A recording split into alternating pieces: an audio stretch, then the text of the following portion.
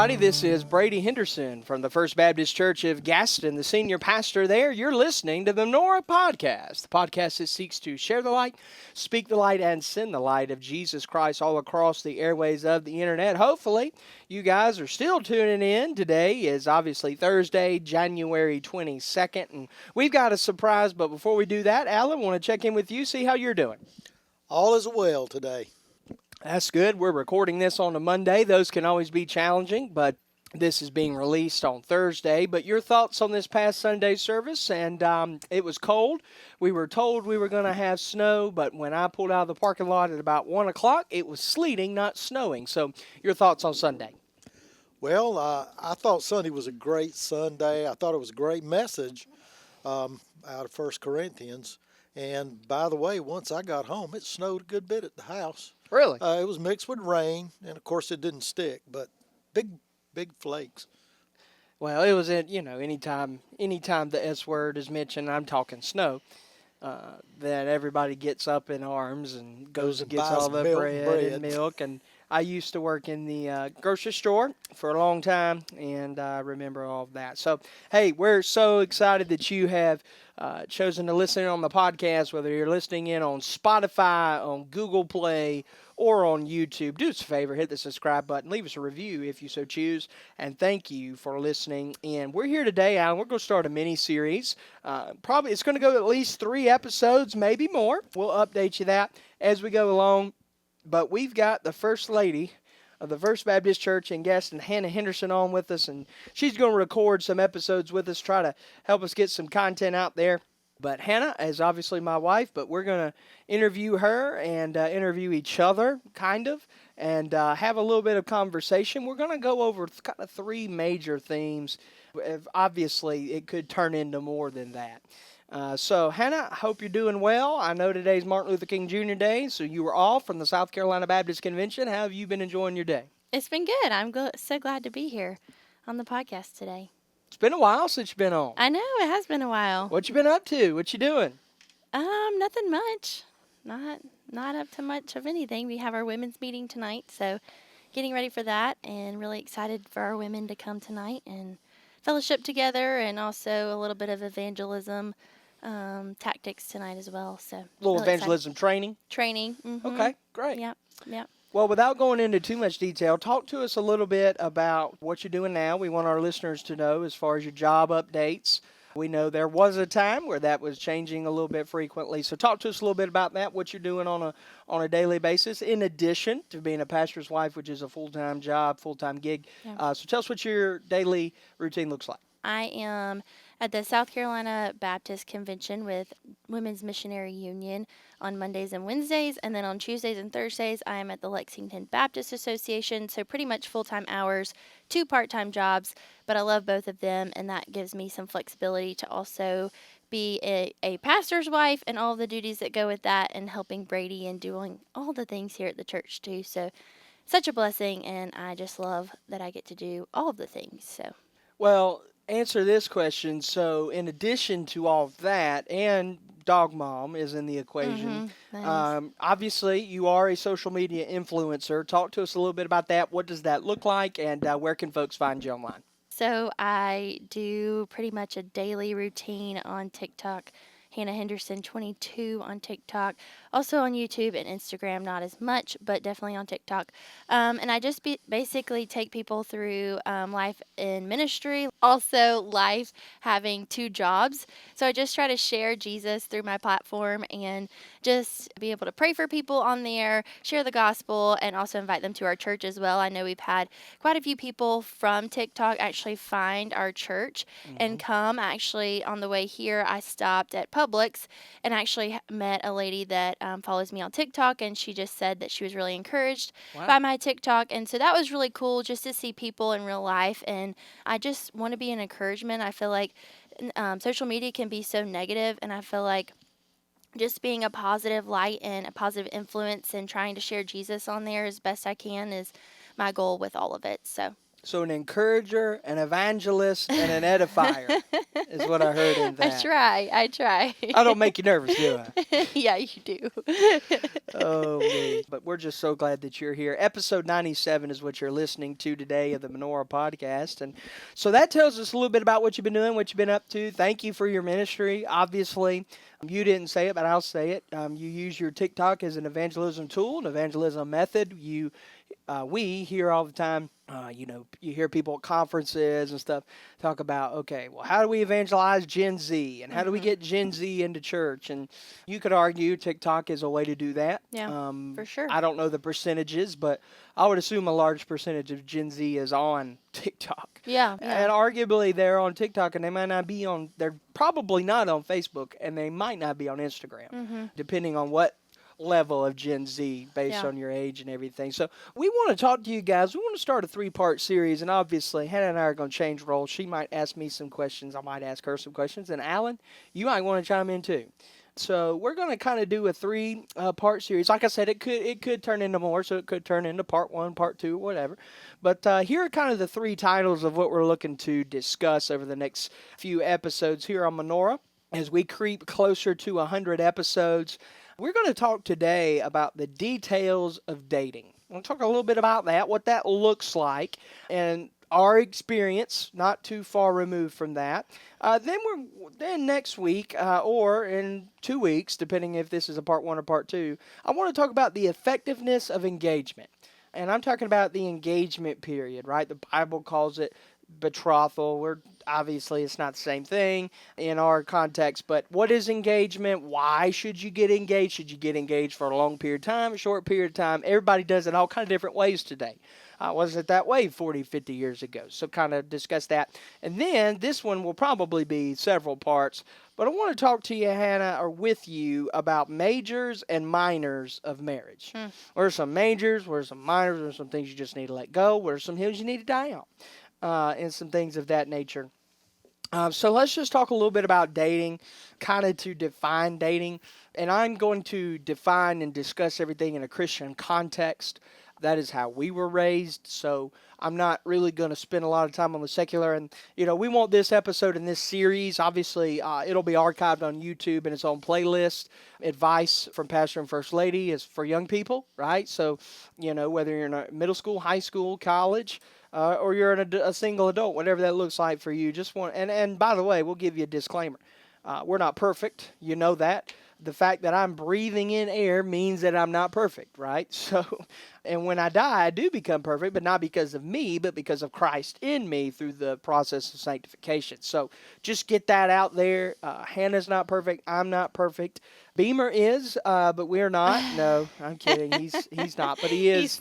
He is here in the room as usual for him. This is, I guess, his job in his mind. But anyway, funny story about that. We had an exterminator, as you know. Vince Sanford came and did some termite.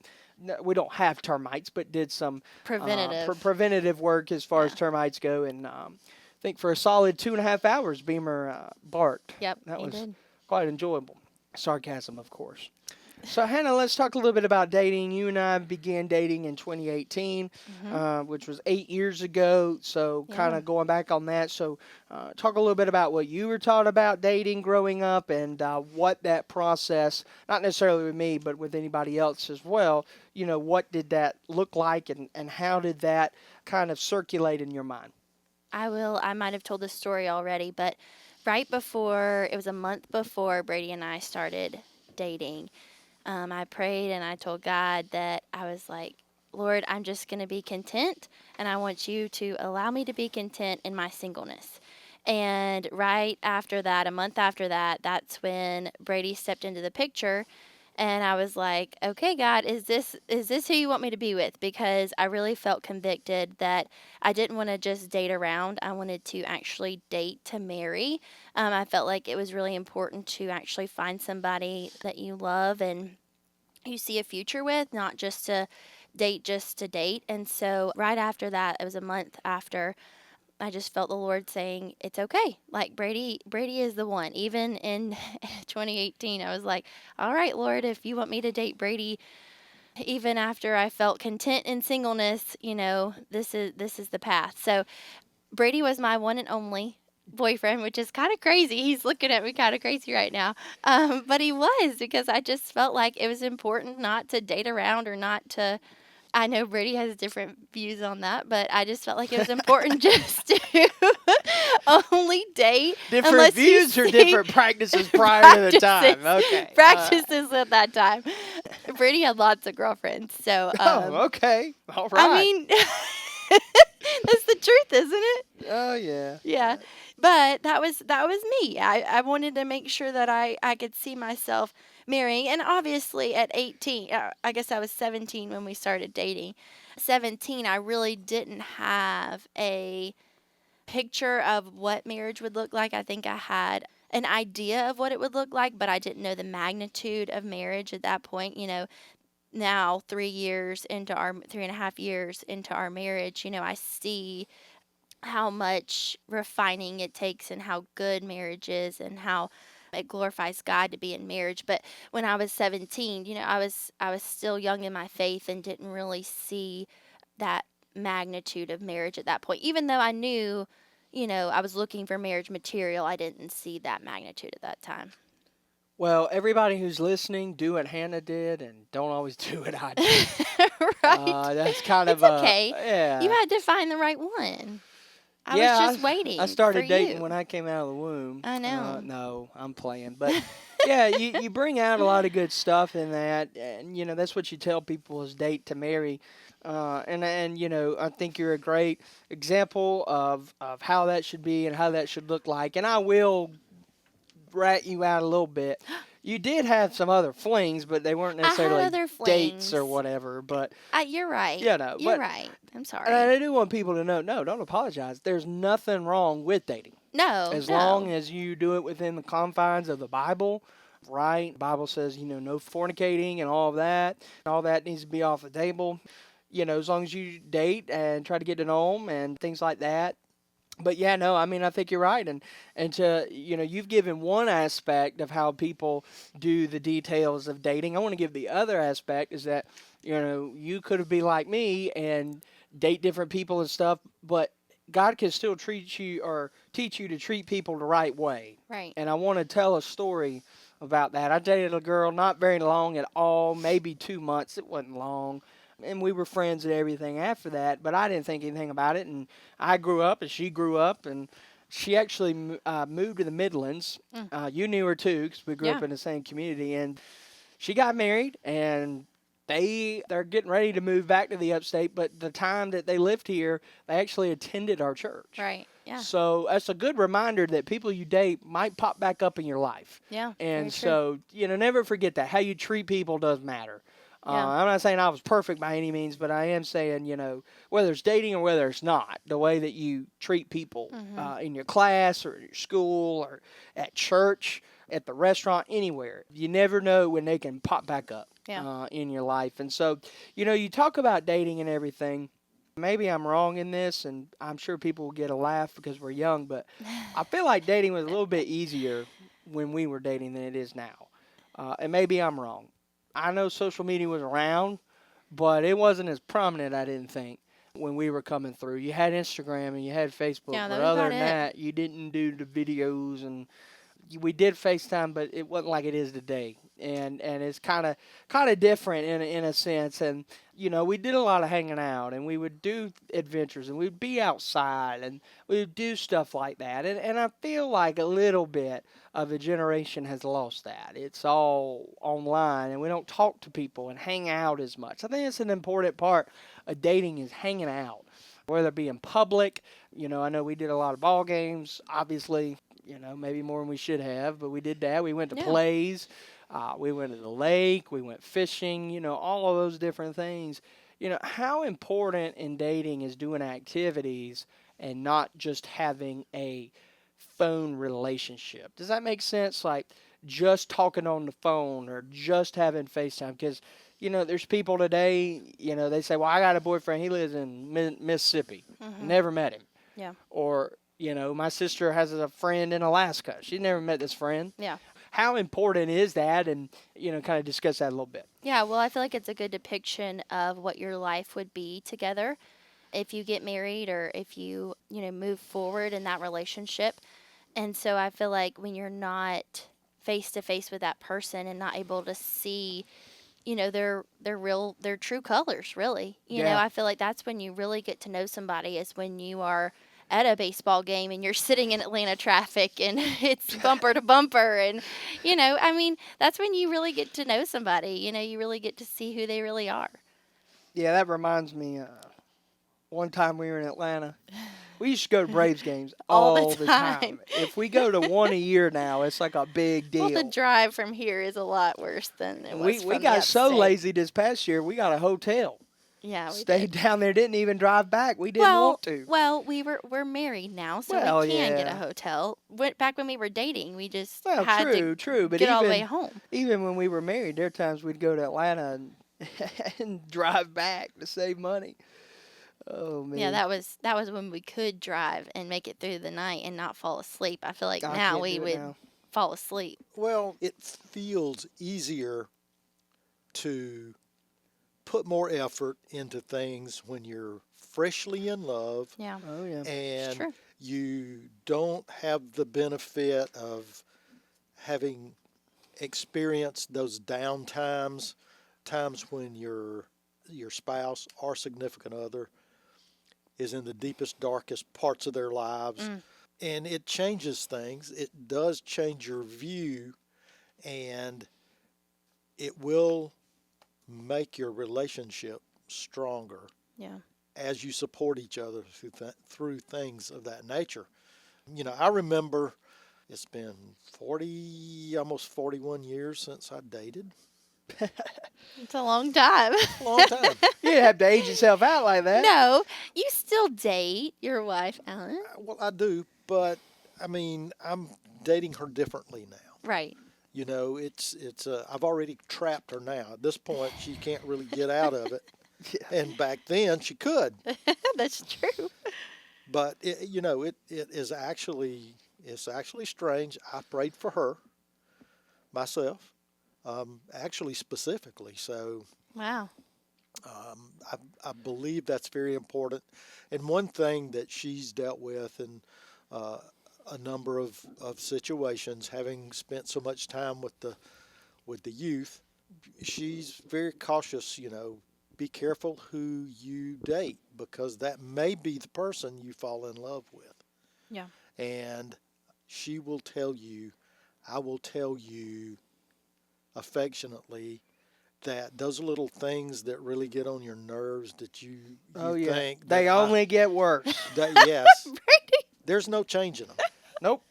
And you sit down and think about all the things, and I'm going to use you two because you're here in the room, and I don't want to really talk about people that aren't here to defend themselves. That's true. But you think about all the things that Hannah does that really gets on your nerves, and Hannah, same way with you.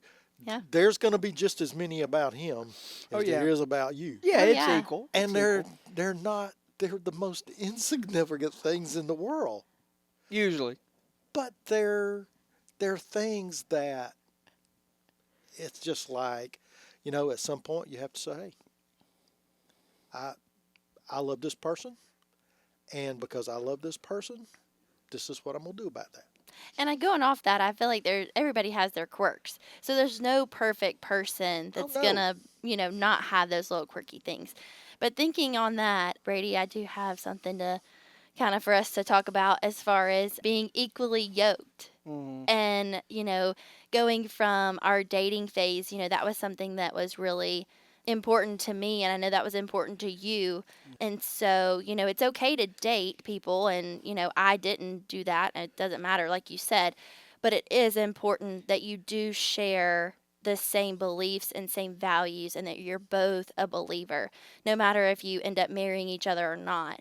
Just your thoughts on that and how you think that can kind of really affect your relationship. We see that even in our church. We do have some couples that aren't, one or the other is not a believer, and you see Yeah. that they're one of them's committed to coming to church and the other one's not. So, even years down the road, that still does matter. Your beliefs matter, even though you think you may be able to change that person, you can't. Yeah, I think you bring up a lot of interesting points. I think number one, we talk about, sin all the time and everything else. In regards to sin, there's the phrase, if you mess with fire, at some point you're going to get burnt. And I think of that, if you constantly date non-believers, Yeah. even if you don't marry them, it's going to rub off on you pretty quick. And I've seen that. I've seen that time and time again. I think the other part of that is so important is not just the fact that they're a believer, while that's important. Obviously, that is biblically important. That is a non-negotiable, I felt like, for both of us. I can confidently say I never did date a girl that wasn't a Christian, so that was a positive. I dated one that had some weird liberal theological viewpoints, but it's neither here nor there. But she was a professing believer. But one thing that is also important to me was finding somebody, and this is the part, this is why you date, because you can't figure this out overnight, if they were raised similarly to you. So we talk about all the time, everybody thinks, not everybody, some people think being unequally yoked means you can't marry somebody different race. No, it means biblically, you can't marry somebody that is not a Christian. Yeah. Or you shouldn't, and that's a sin. Of course, that's a sin that can be forgiven, but I think similarly to that, while it's not wrong to date or marry somebody that is different race than you, you do have to understand that you're going to make it harder on yourself. Because if more than likely, not every, I know that there are exceptions to all of these, but most of the time, somebody of a different race was probably raised differently than you, raised in a different culture than you.